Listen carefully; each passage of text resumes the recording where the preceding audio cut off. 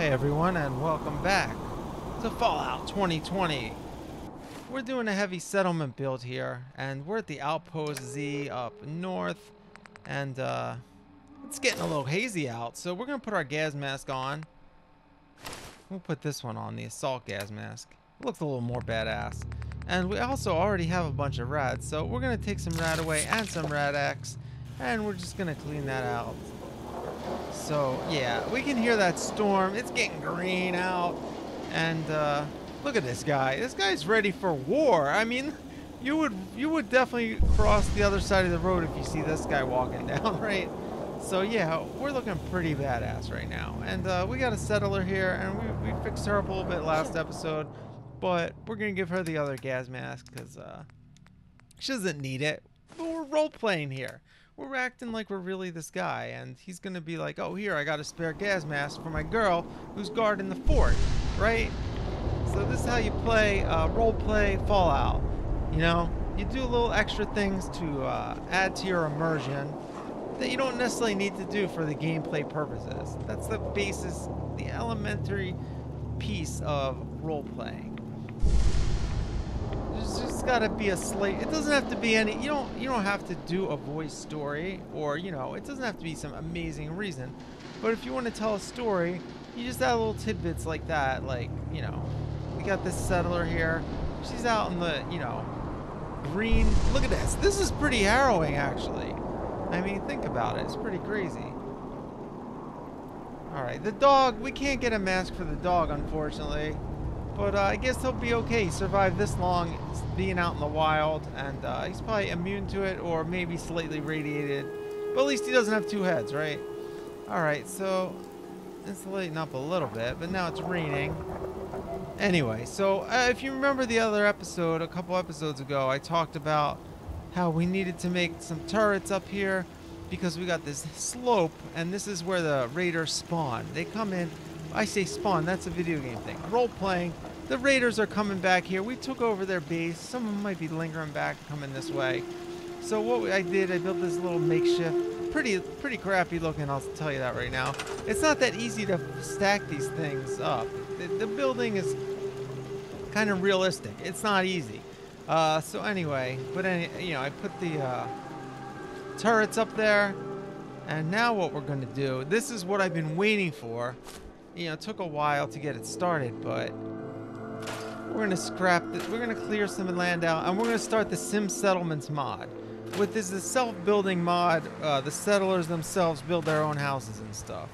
So it's pretty cool. But you can already see this is not gonna be easy because we gotta put the foundations down. That's all we have to do is put like a foundation down and a plot.